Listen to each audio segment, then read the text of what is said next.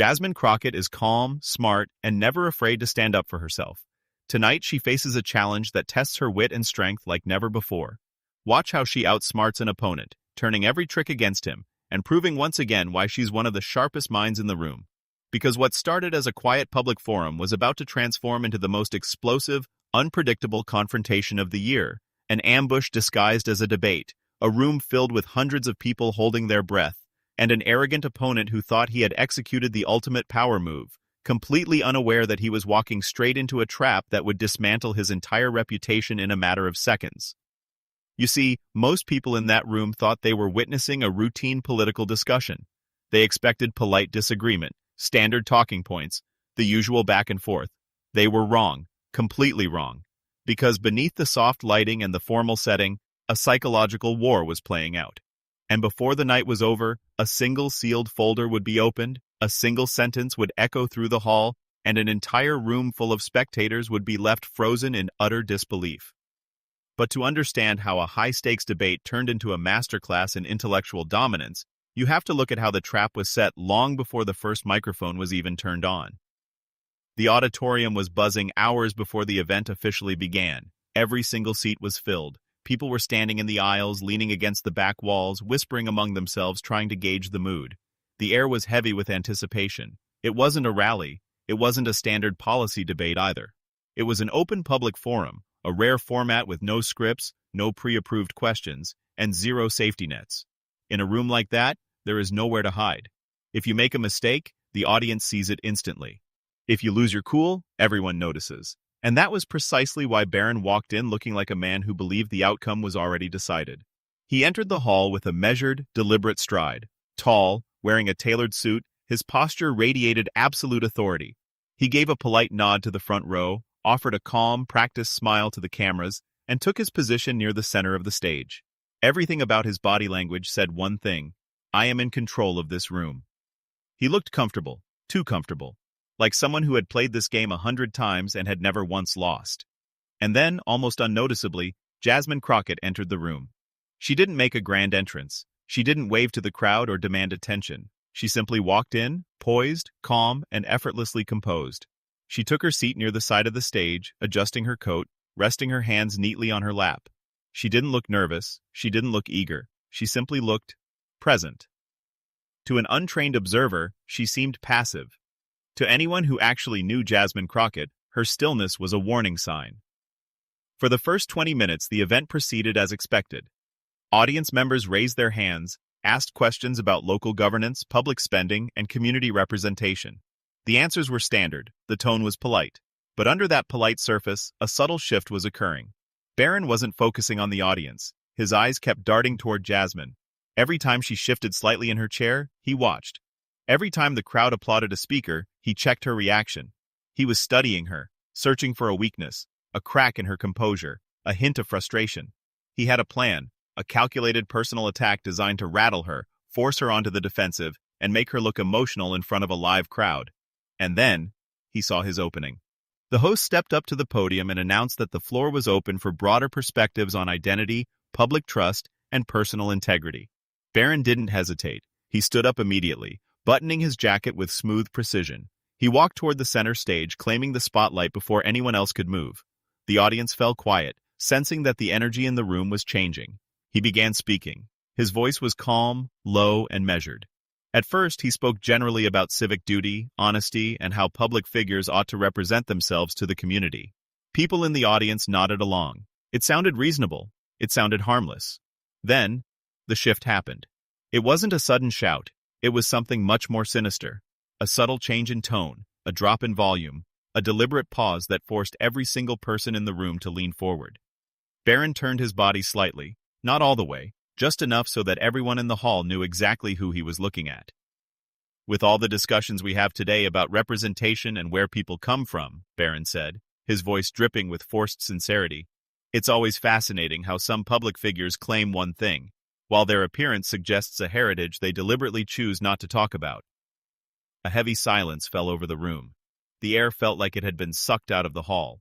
It wasn't an explicit insult, but the intent was razor-sharp. He wasn't discussing policy. He was attacking her identity.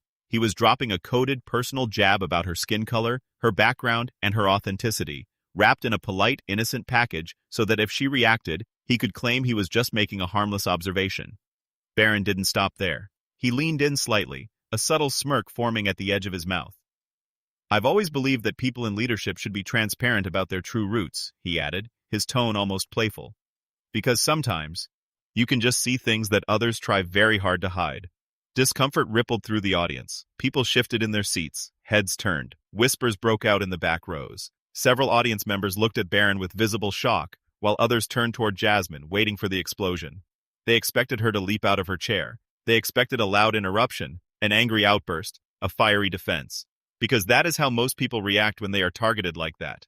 They get angry, they get defensive, and in doing so, they give the attacker exactly what he wants: control of the narrative. Barron stood there holding his microphone, his smirk growing slightly wider. He waited. He waited for the flinch. He waited for the sharp breath. He waited for her to crack.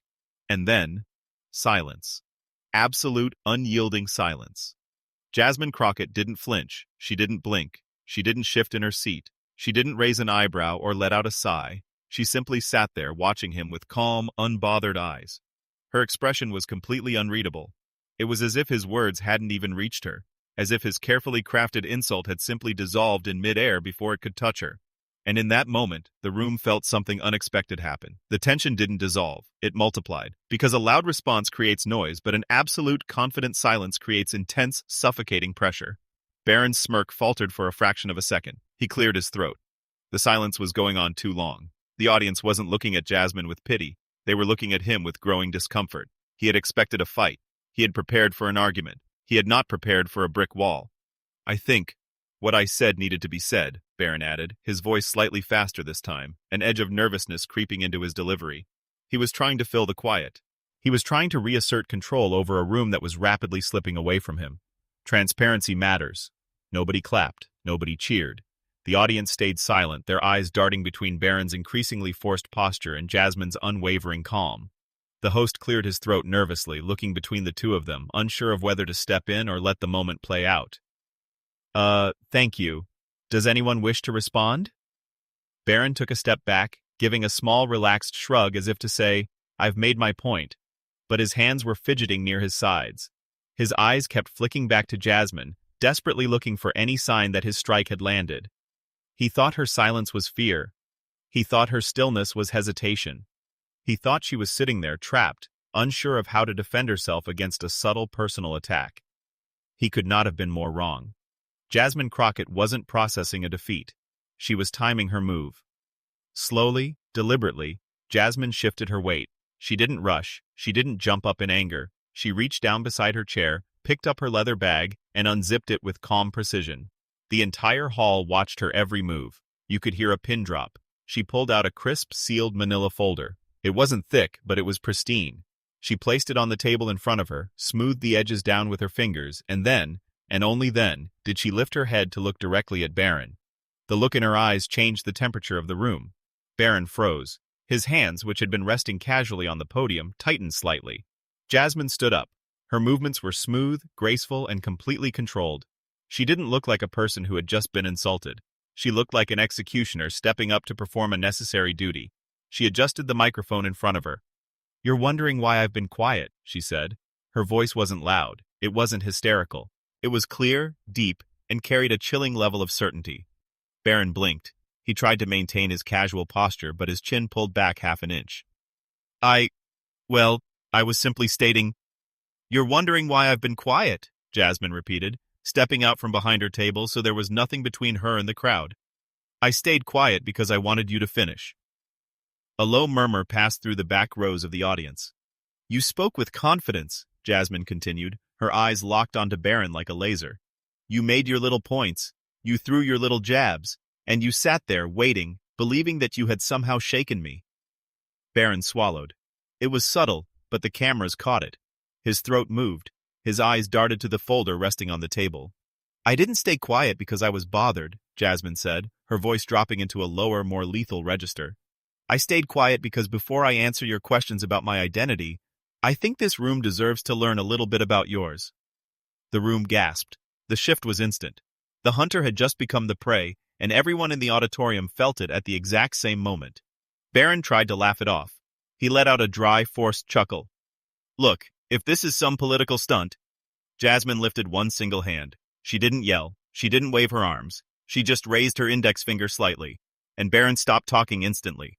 The power dynamic had flipped so hard that he couldn't even force himself to speak over her. Months ago, Jasmine said, reaching over to pick up the sealed folder, I hired a team of independent forensic genealogists and public records researchers. People who specialize in deep ancestral mapping, official state records, and certified linear documentation. Baron's face began to lose its color. I didn't do it because I wanted to attack anyone, Jasmine continued, holding the folder in her hands like a heavy weight. I did it because in my line of work I encounter men like you all the time, men who hide behind smooth suits and polite words while trying to question the background, the authenticity, and the legitimacy of everyone else. She paused. The dramatic silence stretched across the hall. I brought this folder tonight, she whispered into the microphone, just in case someone decided to push me to a place I don't like going. You pushed. Baron took a half step back. His posture was no longer straight. His shoulders had rounded inward. Whatever is in that folder, it's private property. You have no right to— This is all public record, Jasmine cut in, her voice cold as ice. Verified, double-checked, cross-referenced by 3 separate legal authorities. She slowly broke the paper seal on the folder. The sound of paper tearing echoed through the sound system. People in the front row literally sat up straight, craning their necks to see. Jasmine pulled out a single white sheet of paper. She didn't look down at it immediately. She kept her eyes on Baron, watching as the last remnants of his arrogance evaporated into thin air. You came up here to talk about honesty, Jasmine said. You came up here to imply that I am hiding who I am. You wanted the audience to think about heritage, about truth, about lineage. She looked down at the paper for 1 second, then she looked back up. So let's talk about lineage, she said. According to these verified state documents and forensic ancestral filings. She paused. The entire room stopped breathing. Melania is not your mother. Boom! The words hit the room like a physical explosion. A collective, massive gasp erupted from the crowd. A woman in the third row literally threw her hand over her mouth. A man near the media section dropped his pen. The host's mouth hung open in complete, unedited shock. Baron's face drained of every drop of blood. He looked like he had been struck by lightning. What? What are you talking about? Baron stammered, his voice suddenly thin, high-pitched, and completely stripped of its former authority. That's absurd. That's fake. You're making things up. Page 4, line 12, Jasmine responded instantly, without a single microsecond of hesitation. Official birth registry amendment, certified by the State Records Office, cross-referenced with DNA database filings submitted during the 2018 estate trust restructuring. Baron stumbled backward against the podium. His hand shot out to grab the wooden edge just to keep his balance. His composure wasn't just cracked, it was completely shattered into 1,000 pieces. You wanted to talk about roots? Jasmine asked, stepping closer to the edge of the stage, her voice ringing out clear and powerful over the stunned quiet of the crowd. You wanted to talk about people pretending to be something they aren't? Baron opened his mouth, but no words came out. He looked around the room frantically, desperately searching for help, for a distraction, for an anchor, anything to stop the relentless wave of truth hitting him in front of hundreds of people. The audience was frozen. Nobody was whispering anymore. Everyone was locked into the brutal, undeniable reality playing out on stage. Jasmine lowered the paper slightly, looking directly into his panicked, wide eyes. And then, she delivered the final, devastating line that would define the entire night. First, find your mother before you attack mine. The entire hall erupted. It wasn't just applause, it was a seismic reaction. People stood up. Shocked laughter, gasps, and chaotic chatter filled the air. Baron stood there, completely undone. The man who had walked in with a sharp suit and a smug smile was now standing on stage, trembling slightly, gripping a podium for support, exposed as a fraud who had tried to play a game he was nowhere near prepared for. He tried to speak one last time. I didn't mean— His voice trailed off into nothing. The words were meaningless now. The power had been permanently transferred. Jasmine Crockett didn't smile. She didn't cheer. She didn't gloat or wave to the crowd. She simply placed the document back into the manila folder, tucked it neatly under her arm, and walked back to her seat with the exact same calm, unshakable composure she had walked in with. Because true power doesn't need to shout. True power doesn't need to throw cheap insults. True power arrives prepared, stays silent until the perfect moment, and lets the undeniable weight of truth do the rest. And as the host scrambled to bring order back to a room that would never be the same again, one thing became abundantly clear to every single person watching. You can try to test Jasmine Crockett, but you had better be prepared for the answer.